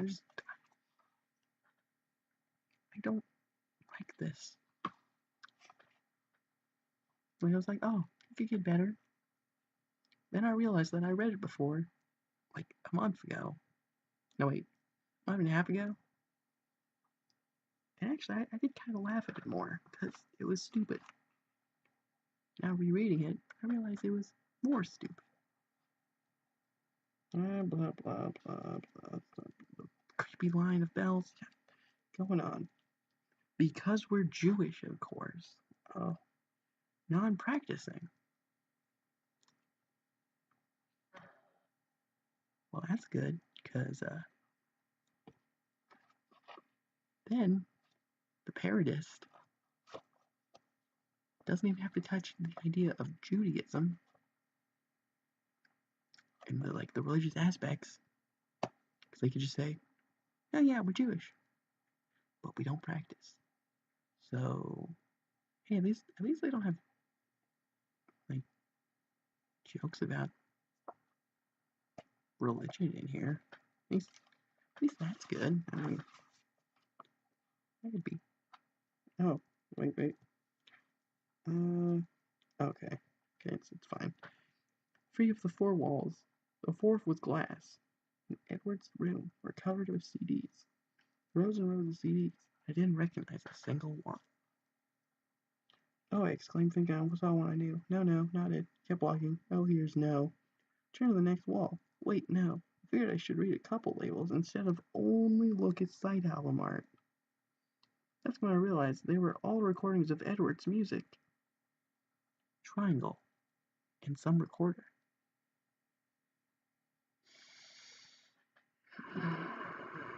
Like the two most annoying musical instruments. Good job. Made his character totally unlikable. Because he's a wimp. He's a wimp. Try to say wisp. Wimp and a wuss. I don't know. I don't know anymore. It's 2 a.m. Tired. Tired of this. I only have a page and a half left. Oh my god. Ava sings in my CDs, he said with a smile. Wanna hear? Come on, we can dance. No, I will not dance. Ava looked frightened, probably because the last time I danced, I caused a fire in the cafeteria. Soon the whole city had erupted into riots. Few could handle the radical illusion of my moonwalking feet. Half believed I was a witch. I don't... What? What? I don't even care. Not yet, at least, I added. Soon my time would come. The revolution could wait. Okay, well, let's go into my dad's study. I'll tell you the story of how he became a plastic surgeon.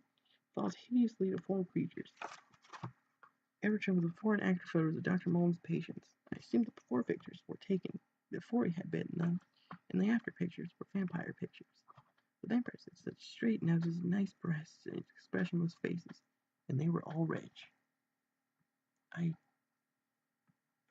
don't even remember this paragraph. Like, this entire paragraph, I don't remember. Like, when I read it the first time. It's so weird.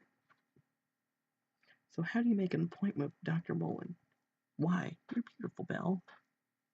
Yes, I said quickly. It was just like Edward to not want me to go through the pain of tooth transformation. It's absurd. My wisdom teeth grew and it didn't hurt at all. No, he said sternly, you shouldn't see him. From Edward's serious expression, I could tell what he was contemplating. Should he heal himself, and more specifically, should he be chewing gum when he bit me in case he had bad breath? He's probably wondering if he should spit the gum out first or keep it in his mouth, but kind of under his tongue so I wouldn't notice. He's probably wondering if spearmint and blood tasted okay together. An entire paragraph about the logistics of gum. Brought to you by Nightlight, a parody. Brought to you by these fantastic. Oh.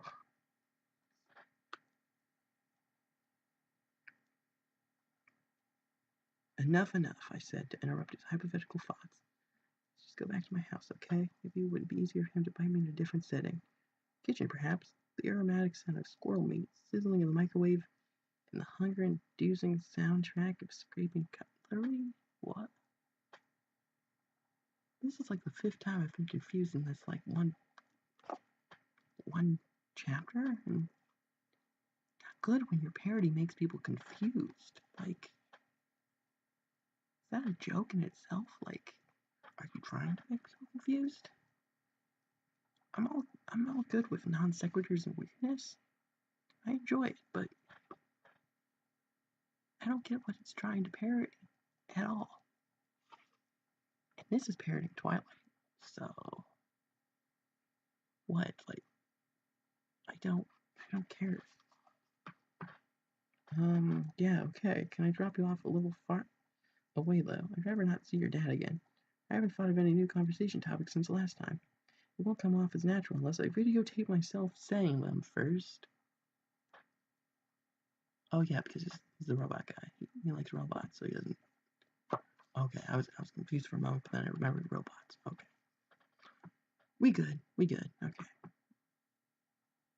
I froze. Jim, I'd forgotten about that complication. My dad would never let Edward bite me unless he planned to share my blood with Claudius and Ava. What?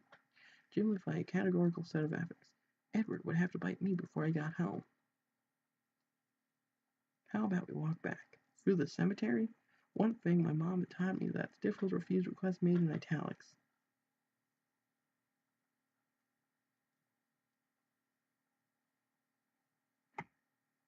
Oh yes, a meta joke about the use of italics. Man, just I don't even care enough to even do an actual moan. It's just moan. From what I remembered of this, it at least picks up in the last 8, 9, 10, 11, like the last 3 chapters are at least something. At least this one's at least enjoyable for the little joke about the homeless people or whatever that was. That was weird. Whatever that was, that was okay because it was equally as nonsensical and weird, but it has really tied back to the books, which is good. Something about a cemetery. I don't remember there being a cemetery scene in movies, so maybe there's one in Twilight. Was there? Was there a cemetery scene in Twilight? I don't know. I don't know these things.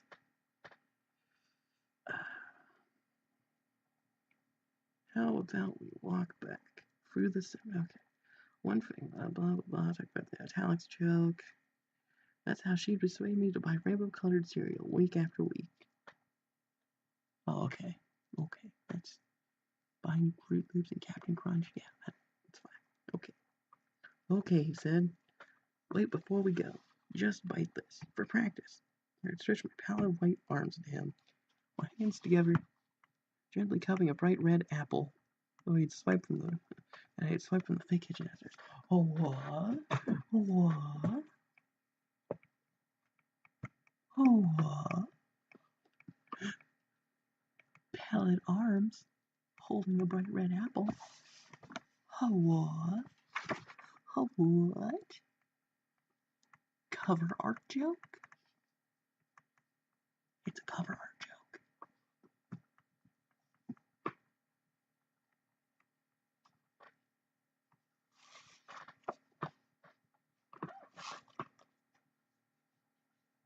You know what the symbolism can mean? Virginity. Because plants and fruits and whatever. Or wait, is that a biblical reference? Is that a biblical reference? Because apple, feminine arms. Is that a Genesis reference? Is that the story of Adam and Eve and fruit of knowledge? And I don't know. I'm trying to grasp at straws to get myself excited again. This is. Wait, why do I have a fake kitchen? That's weird. Edward's hand was steady as he took the tempting fruit. As his mouth opened, I saw his iridescent teeth sparkle. He slowly brought the food to his parted lips, beads of saliva forming at the corners of his mouth. He closed his eyes, opened my heart. Hey, he exclaimed, looking at the still intact fruit and the still mine punctured head, and raised it atop my still unpunctured neck. It's plastic, I guffawed, snatching it back. I was nearly crying at the hilarious joke, craft my superior sense of humor. It's a terrible joke. I got more excited for the possible reference of cover art than her terrible joke, which wasn't a joke. Sort of a joke. It was just a bad one. They replaced the apple back in a basket of fake fruit next to a vase of fake flowers next to a plate of likely fake bread.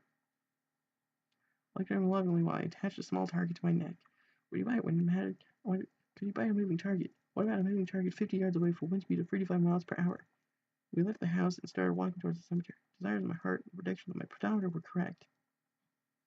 I was only 952 steps from becoming a bloodsucker. Yeah, you 952 steps from being completely insane. Yeah. 1 hour, 43 minutes of me completely ranting about, well, okay, not completely ranting, me actually trying to read a book, and then ranting every time a stupid part came up. Yeah. That is what happened, yeah. I've actually read this before. Gotta say, if you do read this book, read it once, because, and don't read it out loud, because it sounds really dumb. But yeah, overall, so far, it's cruising at a good 3 to 5 out of 10. There's been some good 8 or 7 or 8 points, like, dispersed through every 10 to 20 pages for about, 5 seconds when I finish reading them. Longest one was, I think, a paragraph. Like, completely making fun of the whole joke of a book that the second book was, where Bella just completely died off and went to the radar and she moped because Edward left her. Like, that's the joke. If I remember correctly, I think this was written in 2009. I'm not sure when the second and third books were written, but it's very much a parody over the first Twilight book, and there's some like nods to the second, so I'm guessing like this was written before the third book. It almost definitely was written after the fourth book. I mean, before the fourth book. Yeah, Edward's entire family scene, that was weird. I don't get the joke of as to why he was a plastic, unless I somehow missed something with watching Twilight and the dad's actually a plastic surgeon. I think he might be a doctor. I don't know. Yeah, the mom's hot. I just realized he doesn't have a sister, as far as I know. In in the parody, they have like a whole entire Mullen clan. So yeah, I don't think that's come up at all. So I don't think that weird thing about robots. That was when I read that the first time, and I was like, oh yeah, he has a weird fixation on building a robot. Don't worry, guys. It makes up for the weirdness of it by actually making a pretty cool part and completely destroying the book in the end. Like, it's not how. Oh, I should read House of Leaves, like, out loud and be weird. It'd be weird, because let me file that away in my ideas to maybe think about. Because I have that book. It's weird. It takes forever to read. It takes me like at least 9 hours to read just because of how it's set up. But let me get back on Nightlight, because I was talking about a better book than this. Um, pretty much bad. There was about 4 times I laughed actually, instead of laughing at how terrible it was. Like, I liked it at points. Um, I don't get the jokes half the time. I hated the entire first chapter where it was set around a mall. Like, yeah, that was engaging reading. Went downhill from there, but yeah, started bad, got at least tolerable in points. Like, I didn't hate everything. If Twilight's anything like this, I'm gonna like the dad character, because he'll probably seem the most human. Ironic, because by the end of the books, he pretty much is the most human. I also like that they cut out every mention of Jacob, who, besides knowing now what happens at the end, where he falls in love with Edward and Bella's daughter. I don't know. I mean, I've heard this theory that people think that he actually fell in love with the daughter while she was in the womb or something, and like his whole love was of Bella was based around the compulsion of her daughter. Like, that's grasping at straws to fix a really weird writing thing that Stephanie Meyer did. Oh yeah, I'm rambling again about something much more interesting than this book. Apple joke, that was a bit funny. The payoff was terrible. Um, meeting the fake parents, because I, again, I read this about a month and a half ago. I forgot most of it because it was so bad. I remember liking that scene. Now I'm more disappointed that it didn't end with the actual Mullins. Instead, it was like, oh yeah, that wasn't my family. I sometimes mess up addresses. I don't get it at all. It's terrible. Yeah, I pretty much started with this book as a joke because I'm like, oh yeah, I actually am gonna read the Twilight novels because I want to. Because there's a thing that I like doing. It's called reading something so I actually can debate about it. Um, Twilight novels. I actually haven't read those. I read the Hunger Games trilogy. Didn't really like it. I read those, so I kind of get the hype. Wasn't great. Hated most of it. Like I like most of the Hunger Games, and this wasn't. The payoffs were bad. I think that's what's depressing. It's just the payoffs for every single one of these jokes was just bad. The characters I like in this book. Sometimes Edward, when he gets actually humorous dialogue. Most of the time, the dad in this, is comedy gold. He's only in like 2 free chapters.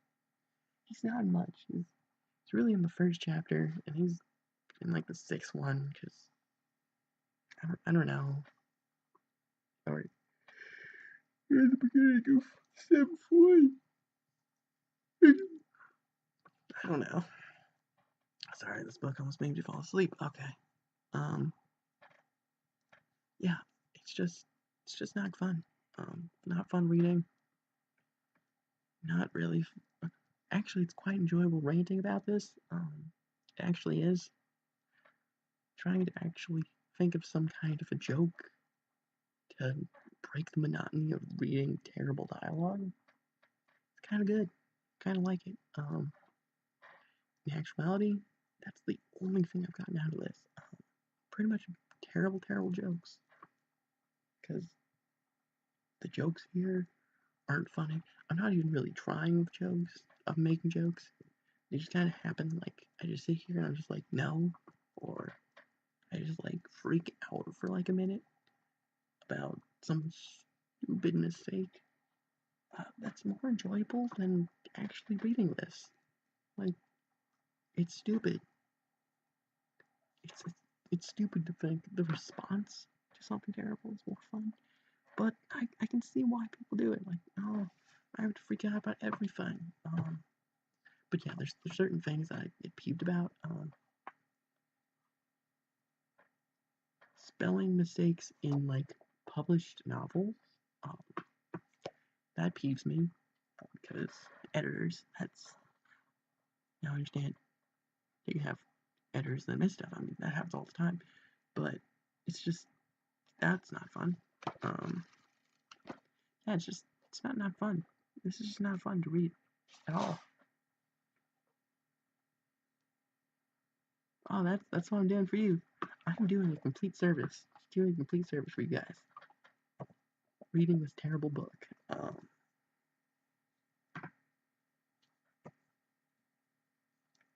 I'm gonna read the Twilight novels in order. Yeah, at least this has,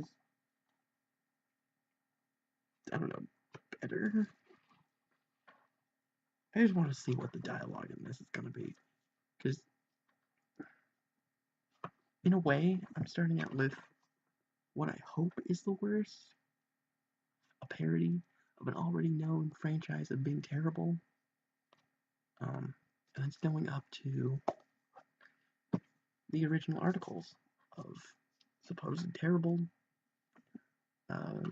romance novels. These things are young adult romance novels. These weren't made for me. I know that. I totally know that. But even Romeo and Juliet, like, that's a terrible story when you think about that. Twilight is this generation's Romeo and Juliet. Except it also adds the, Jacob card of there being an actually more interesting character. Like, all the werewolves, I'm totally chill with. They're totally interesting. I don't know why Stephenie Meyer chose to make her two main characters cold and lifeless, not on purpose. Like, when you get this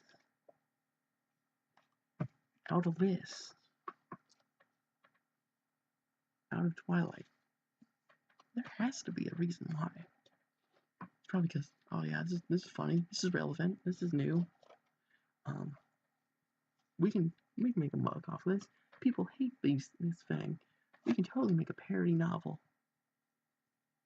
that's like 150 pages, really short. Cut out all the fat, cut out all the interesting bits. Yeah, we can totally make a parody novel.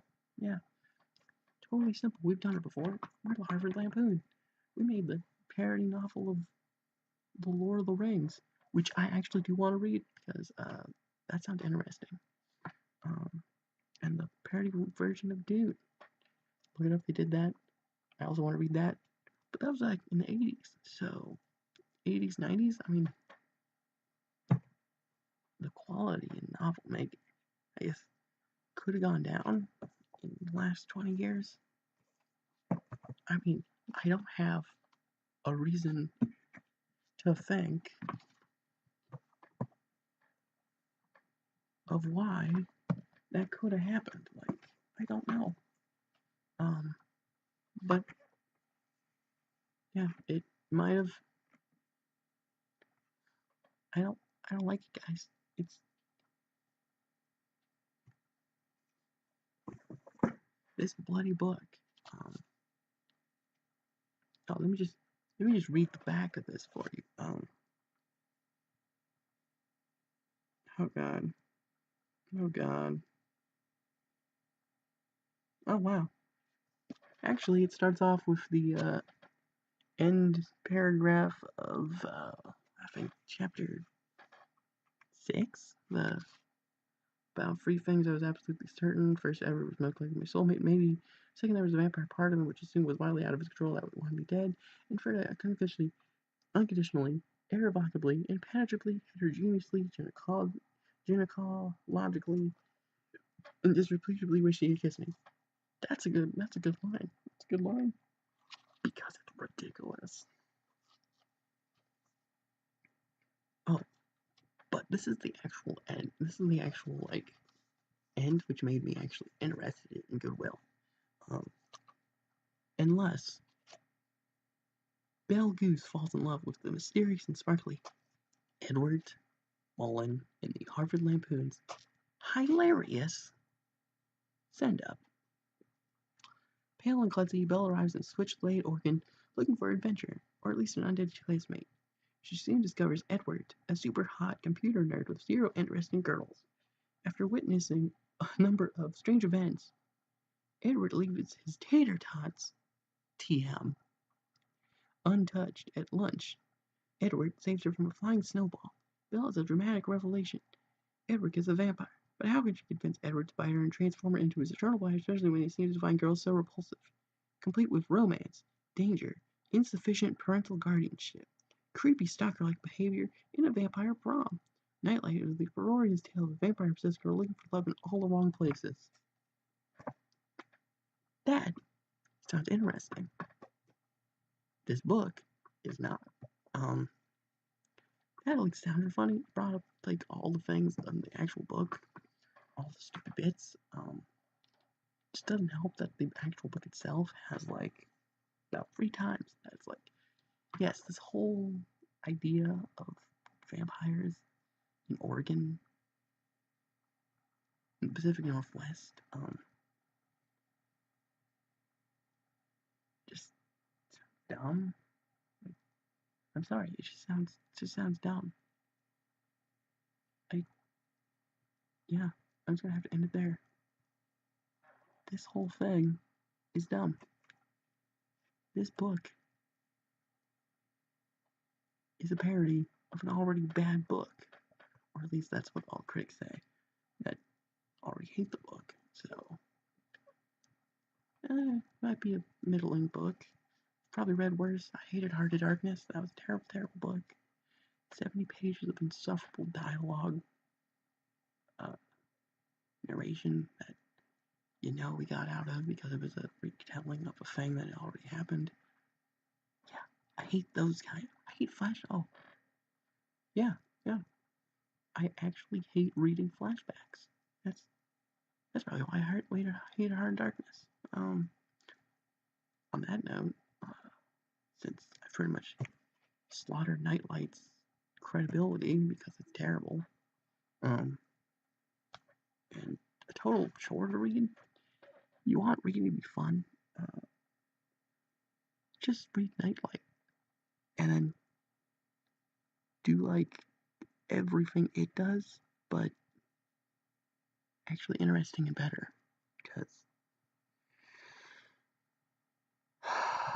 it's just terrible. Just no, I don't like it. I spent like 15 minutes. No, that's all my ranting. I spent like 30 minutes just ranting about it in a thing that I thought would spend like an hour at most.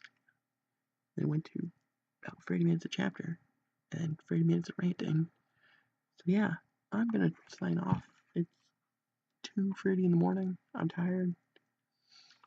Kind of going crazy by just reading this. Yeah. Bye, guys.